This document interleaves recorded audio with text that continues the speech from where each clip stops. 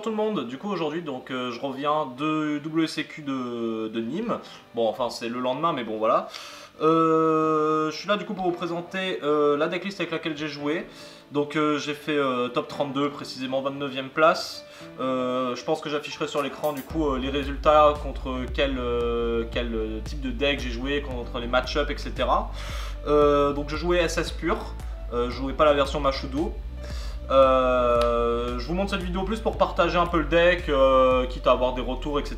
Plutôt que pour me dire ouais je suis le meilleur du monde, pas du tout, hein, 29e c'est un score personnellement où je suis assez content de moi. Mais l'idée c'est pas de se prendre pour le meilleur du monde.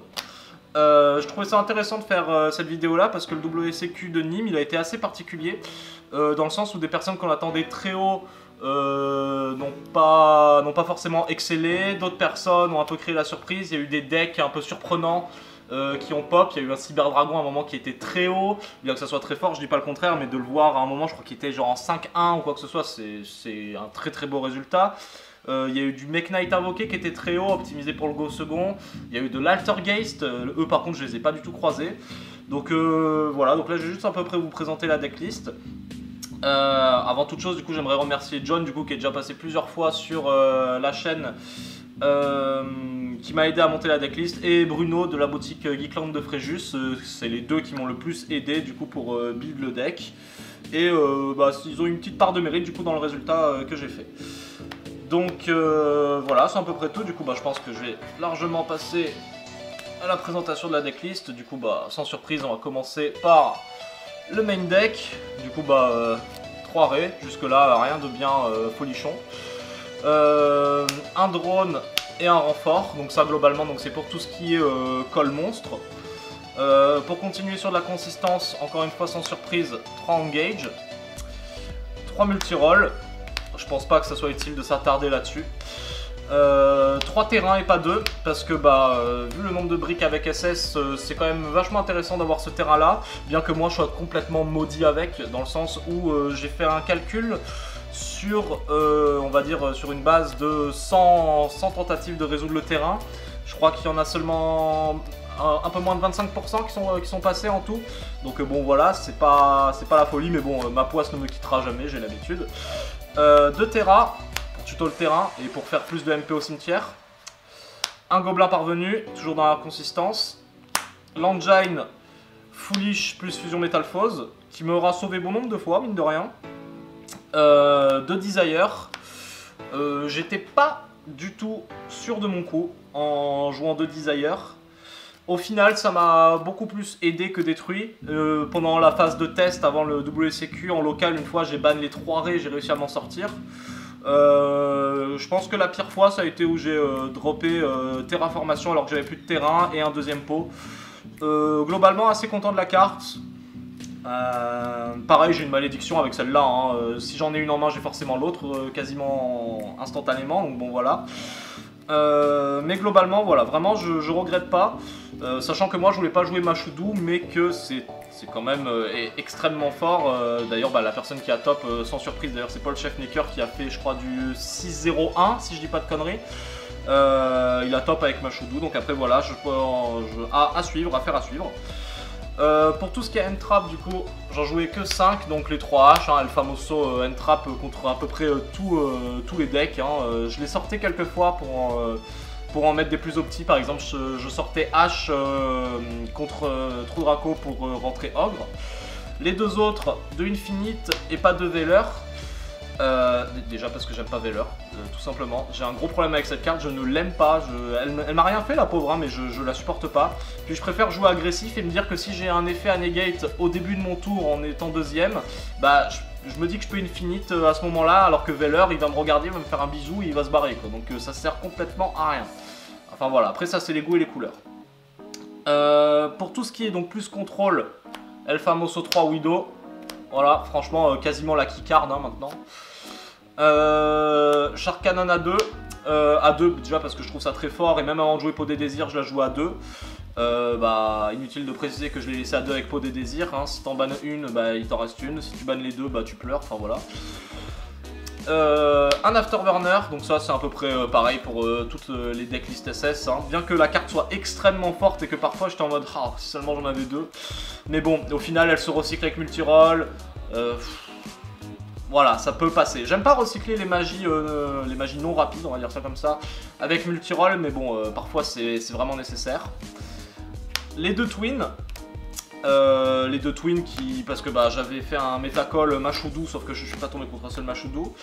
Contre Trou Draco, génial. Contre Orcust, génial. Voilà, franchement, je vais pas à me plaindre de la carte. Globalement, très satisfait. Contre Salamangreat aussi, bien sûr, génial. Deux call-by. Alors, deux call-by. Au début, je voulais pas. Puis après, je me suis dit que si jamais tu te fais Kaiju, bah il te reste call-by. Si jamais t'as un monstre en zone main, t'as Shark Cannon, un monstre en face, et que tu voulais le garder pour win la game, bah tu peux que jouer call-by, hein, tu peux pas widow. Donc voilà, je regrette pas tellement mon choix. Ça m'a sauvé plus d'une fois d'ailleurs. En mirror, très fort aussi d'ailleurs. Contre Salamangreat, toujours très fort, bien que je privilégie le Shark Cannon. Voilà, franchement, aucun regret sur la carte. Et du coup, les trois dernières, les trois Zerkenbi, comme j'ai dit, c'est du SS pur, donc il n'y a pas de Machoudou ou quoi que ce soit. Zerkenbi, bah, en local, quand je faisais les tests, extrêmement fort. Pendant le WCQ, je l'ai pas droppé une fois. Que voulez-vous, c'est comme ça. En tout cas, voilà, franchement, la carte est vraiment solide. Des tests que j'ai pu faire en local, j'ai win plusieurs fois une game sur un flip de Zerkenbi, donc aucun regret de l'avoir joué quand même. Donc pour le main deck en tout, donc il y a 5 pièges, 6 monstres et 29 magies si je dis pas de conneries. Si j'avais des trucs à changer, je le ferais. Là, il faudra que je rebosse sur la decklist, etc. etc. Notamment trouver un moyen de rajouter une base, trouver un moyen de rajouter un Eagle Boost, parce que clairement j'ai ressenti le manque de l'Eagle Boost mine de rien. À voir comment ça évoluera. Si jamais pour X raison la vidéo a plu à certaines personnes, bah je ferai une update, il n'y a pas de souci là-dessus. Donc pour le main deck c'est tout. Comme j'ai dit, du coup je jouais 29 magies, peut-être un manque de magie aussi à ce niveau là. 3 MP cimetière, je le faisais quand même assez fréquemment, mais plus d'une fois. Je crois que j'avais compté environ 4 fois, je suis resté bloqué à 2 magies cimetière, pardon. Alors que c'était le moment parfait pour en avoir 3 et pouvoir potentiellement faire un card advantage de gros salauds et de win la game. Ça on le saura jamais, mais de toute manière on s'en fout un peu. Voilà, ça c'est à retravailler aussi. Donc pour l'extra, bah, sans surprise, hein, 15 cartes. Hein, El Famoso Kagaria 1 toute seule qui est très triste. Les fameuses 3 Shizuku. 3 Shizuku, ça passe. Parce que de toute manière on peut pas en mettre 4, mais franchement c'est compliqué. 2 Hayate. Aucun regret sur le choix de 2 Hayate, franchement ça suffit largement. 2 Kaina. De toute façon, si c'est une vidéo de Paul Chefnecker, je crois, qui avait dit ça. Si t'as besoin d'une 3ème Kaina, c'est que t'as perdu la game. Je suis complètement d'accord avec lui là-dessus.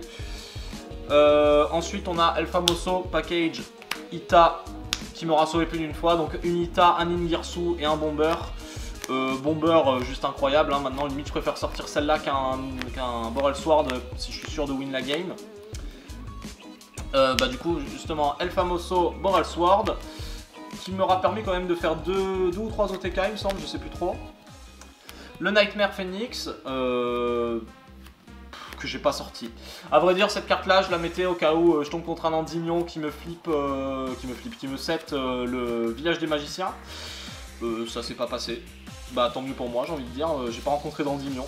Après bon voilà, c'est à voir. Le Phoenix pour moi me semble indispensable parce que c'est tellement une carte passe-partout que bah elle est obligatoire à vrai dire.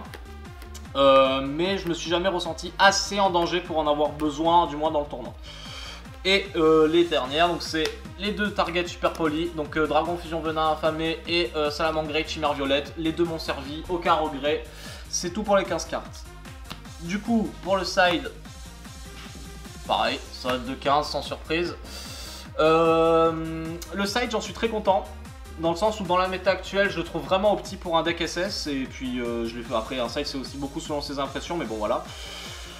Les 3 Lancea contre Orcust, donc voilà. Ça, là-dessus, très content. Les 3 Ogres, pareil pour le call Endymion, pour le miroir et pour Trou Draco. Très très bonne carte, franchement. Malheureusement, je pense que s'il y en a une qui doit sauter, parce que si Altergeist remonte, il faudra caser un Red Reboot quelque part. Il y a moyen qu'il y ait une ogre qui saute, mais ça sera contre cœur.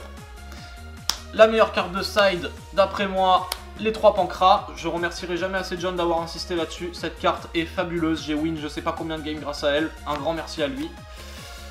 Les 3 Evenly contre True Draco, clairement. Je déteste ce deck. En fait, j'ai un ami qui joue True Draco et c'est ma hantise en fait.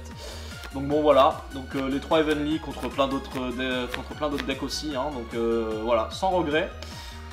Le petit Twin qui est tout seul contre un deck qui joue beaucoup de MP, encore une fois ça peut être True Draco, ça peut être Endymion, ça peut être Salamangreat si il side en jouant en premier pour éviter la situation finale où il a Anti-Spell Fragrance et Roar. Certainement plein d'autres match-ups que j'ai oublié. Orcus, j'aime bien la caler aussi parce que bon, les Fogblade, je m'en fous un peu, mais si j'arrive à bait son crescendo, c'est toujours intéressant. Et les 2 super polis. Donc voilà. Ah non, un magnifique token aussi. Et donc voilà pour la DL. S'il y a des retours, je les prends volontiers. Et en gros, voilà, c'est à peu près tout. Du coup, super bon tournoi, bon moment à refaire. Et voilà, bisous à tous!